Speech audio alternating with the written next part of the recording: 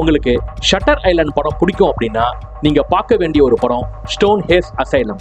19th century பிகினிங்ல Oxford யூனிவர்சிட்டியில psychology படிச்சு முடிச்ச ஒரு டாக்டர் ஒரு மென்டல் ஹெல்த் சென்டருக்கு ட்ரெயினியா வரார்.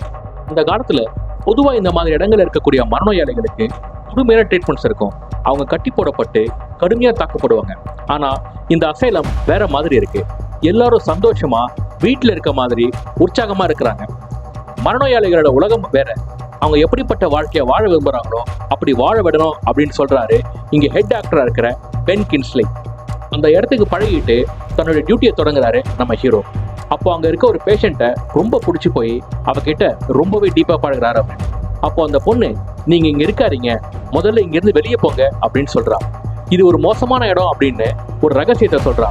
அந்த ரகசியத்தை கேட்டு அந்த ஹீரோ மட்டும் இல்லாம ஆடியன்ஸான நாமளும் ஆச்சரியப்பட்டு போறோம். அது என்ன அப்படின்னு படத்தை பார்த்து தெரிஞ்சுக்கோங்க. ஒரு அசைலம், அங்க இருக்கக்கூடிய டாக்டர்ஸ், பேஷண்ட்ஸ் அப்படின்னு ஒரு நார்மலான மூவியா இது ஆரம்பிச்சாலும் படத்துடைய லாஸ்ட் 30 minutesல சொல்லப்படுற ட்விஸ்ட் நம்மளை ரொம்பவே இம்ப்ரெஸ் பண்ணோம். மனநோய் அப்படிங்கிறது ஒரு டிசார்டர். மனுஷனா பிறந்த எல்லார்கிட்டையும் அந்த டிசார்டர் உண்டு. மனுஷனுக்கு மனுஷன் அந்த அளவு வேறுபடும். அது ரொம்ப அதிகமாக போகும்போது அவங்களுடைய வாழ்க்கை குணாதிசயங்கள் எல்லாம் வேற மாதிரி மாறும். ஆனா சாதாரண மனுஷங்களை காட்டிலும் அவங்க ரொம்ப உண்மையா நடந்துப்பாங்க. அமெரிக்கன் ரைட்டரான எட்கர் ஆலன் பவுடைய ஷார்ட் ஸ்டோரியை பேஸ் பண்ணி இந்த திரைப்படம் எடுக்கப்பட்டிருக்கு. இந்த காலத்துடைய லொக்கேஷன்ஸ், காஸ்டியூம்ஸ், ப்ராப்பர்ட்டிஸ் அப்படின்னு உங்களுக்கு ஒரு டிஃப்ரெண்டான எக்ஸ்பீரியன்ஸை இந்த படம் கொடுக்கும்.